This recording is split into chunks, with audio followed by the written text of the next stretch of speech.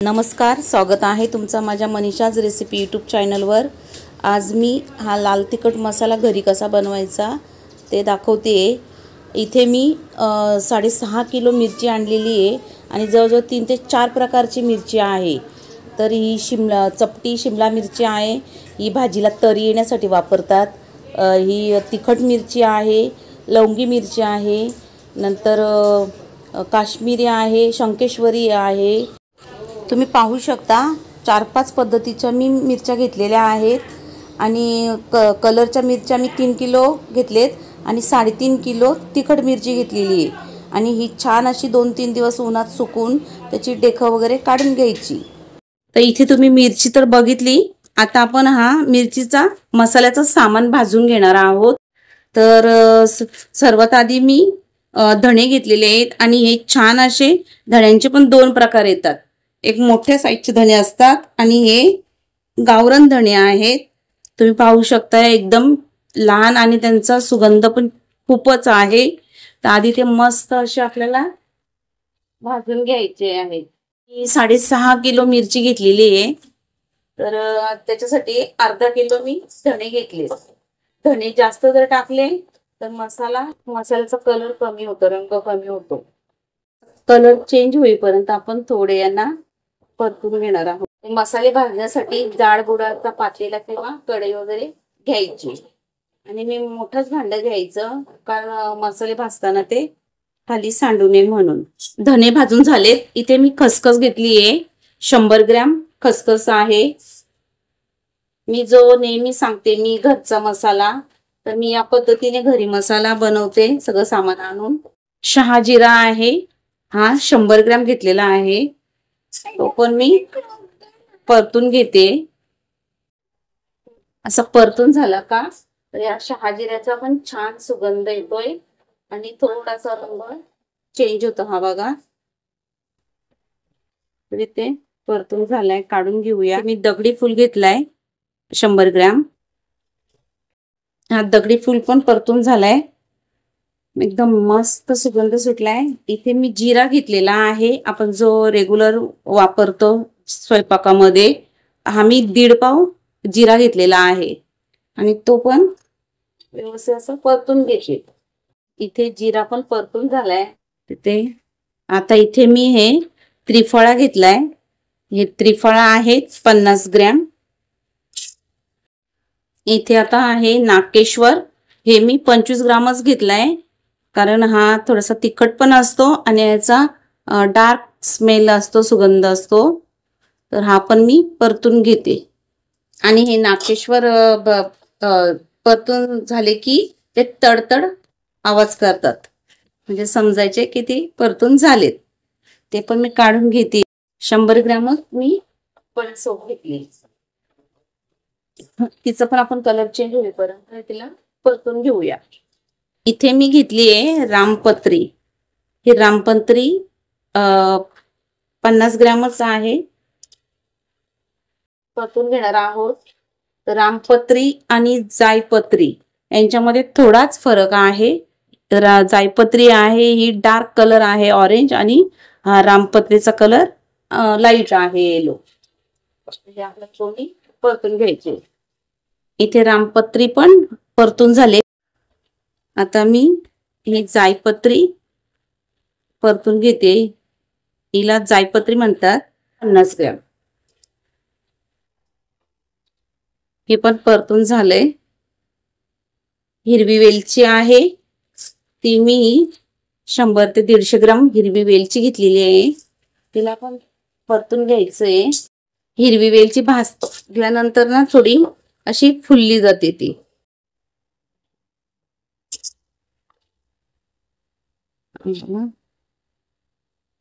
आणि तिचा कलर पण चेंज होतोय। परतून झाली। आता इथे 100 ग्रॅम चक्री फूल आहे, तो आपल्याला परतून घ्यायचंय। तर इथे मी मोठी वेलची, मसाला वेलची घेतलेली आहे 100 ग्रॅम, पण आपल्याला परतून घ्यायचं। दालचिनी आहे 150 ग्रॅम, तिला पण थोडंसं परतून घ्यायचं, कारण आपण हा प्रत्येक सामान उन्हामध्ये तर सुकू शकत नाही. त्याच्यासाठी त्यांना थोडं थोडं परतून घ्यायचं, म्हणजे मसाला पण छान होतोय, मसाला खराब होत नाही आणि वर्षभर टिकतो. आता मी ह्या कढईमध्ये सगळं परतून ठेवलेला, जेवढा परतून झालाय ते मी आता ह्या डब्यामध्ये ओतून घेते, कारण एवढं तर हे याच्यात मावणार नाही. 3 किलो गरम मसाला आहे ना, हा हवे बघ थंड करायला ठेवते. पण दालचिनी पण परतून झाली आहे.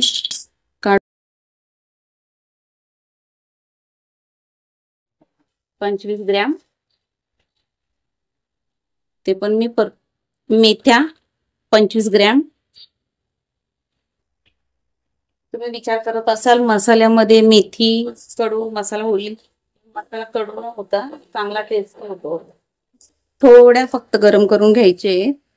शेवटी मी तेजपत्ता घेतलेले आहे, हा 100 ग्रॅम. तमालपत्र किंवा आम्ही त्याला तेजपत्ता म्हणतोय, त्याला परतून घ्यायचं आहे. इथे मिरी घेतली मी 25 ग्रॅम. मी मिरी आणि लवंग 25-25 ग्रॅम टाकते, कारण जर मिरी जास्त झाली ना तर म्हणजे भाजी खाल्ल्यानंतर थोडंसं असं तिखट लागते, आग होते तोंडाची, म्हणून मिरी कमी वापरायची. लवंग 25 ग्रॅम,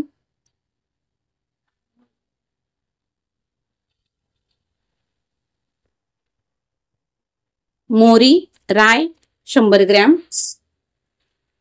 तिला पण थोडीच परतून घ्यायची, जास्त नाही.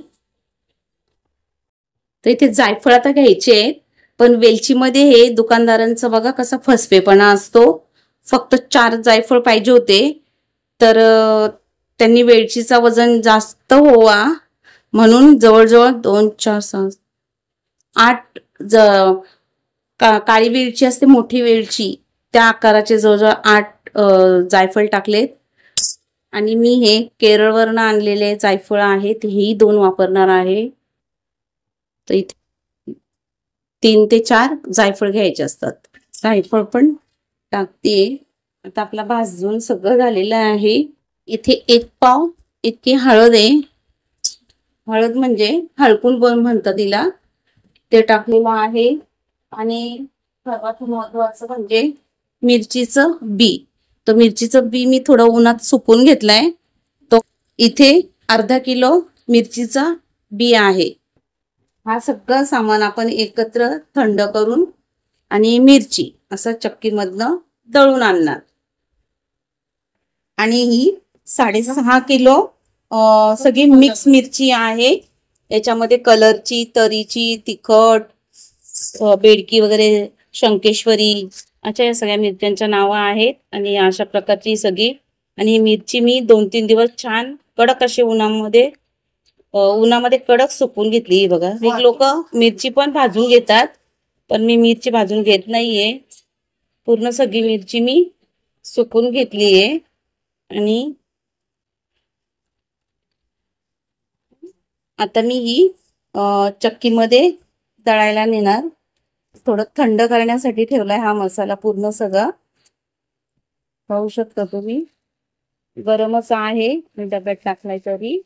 आणि तो थंड झाला की आम्ही हा चक्कीमधनं किंवा जे कुटून वगैरे देत असतील मसाला, त्यांच्याकडनं तुम्ही हा करून घेऊ शकता. पण आमच्याकडे इथे काही तसं नाहीये, तर मी मसाल्याची चक्की असते त्यातूनच दळून आणणार आहे. तर अशा पद्धतीने तुम्ही एकदा मसाला बनवून बघा, किती मस्त होतोय ते. आणि भाजी तर 1 नंबर होते. तर मी आता मसाला दळून आणल्यानंतर मसाला आता हा चक्कीतनं मसाला आम्ही दळून आणलाय आणि जवळजवळ 9 किलो मसाला झालाय. तर मिरची सुकल्यानंतर घटते. 6.5 किलो मिरची होती, तर 6 किलो झाली.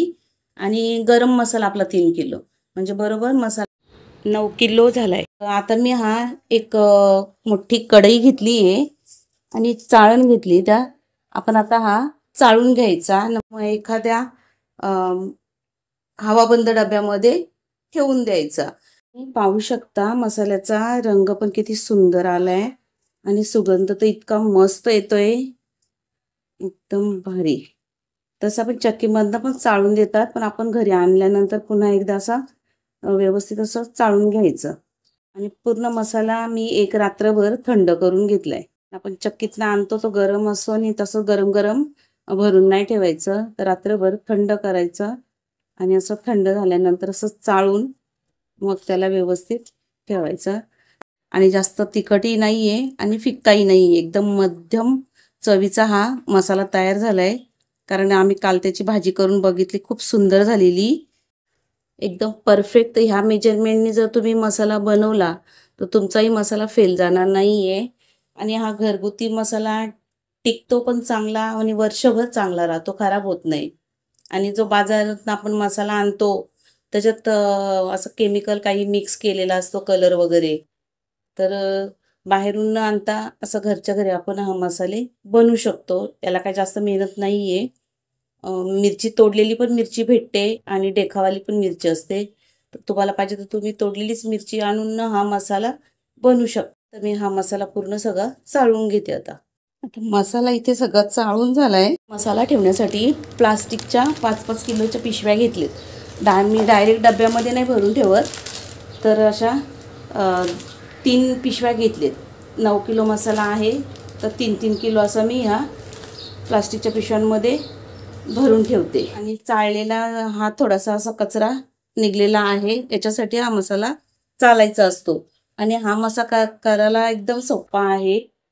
तुम्ही मिरची आणून जर तुम्ही किती किलोचा मसाला बनवता त्याच्यानुसार फक्त तुम्हाला जरी सामानाची नावं वगैरे जरी माहीत नसतील तरी काय हरकत नाही. दुकानदाराला सांगायचं आहे की मला इतक्या किलोचा मसाला बनवायचा आहे, 6 किलोचा किंवा त्याच्यापेक्षा कमी जर बनवायचा असेल तुम्ही 25-25 ग्राम सामान टाका.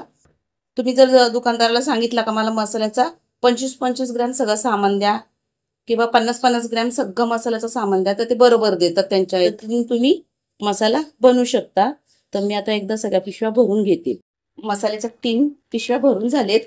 आता याच्यामध्ये मी आपल्याला वर्षभर मसाला ठेवायचा आहे म्हणून इथे मी हिंगाचे खडे घेतलेले आहेत. मसाला खराब होणार नाहीये आणि वर्षभर चांगला राहील. मसाल्याचा कलर जाणार नाही आहे, तसंच कलर पण राहील. ज्या डब्यात ठेवतो तो डबा पण आपण महिन्याने 2 महिन्याने घासायला वगैरे घेऊ शकतो. तर ह्या पद्धतीने आपण घरात मसाला बनवू शकतो. तर तुम्हाला ही मसाला बनवण्याची पद्धत कशी वाटली ही कमेंट करून मला नक्की सांगा. आणि व्हिडिओ आवडला असेल तर माझ्या मनीषाज रेसिपी यूट्यूब चॅनलला सबस्क्राईब करा, बेलचं बटन दाबा, लाईक करा आणि कमेंट करून मला नक्की सांगा. तर व्हिडिओ बघितल्याबद्दल तुमचं खूप खूप मनापासून धन्यवाद. तर पुन्हा भेटूया अशाच एखाद्या जबरदस्त रेसिपीसोबत. तोपर्यंत मस्त खा आणि मस्त राहा.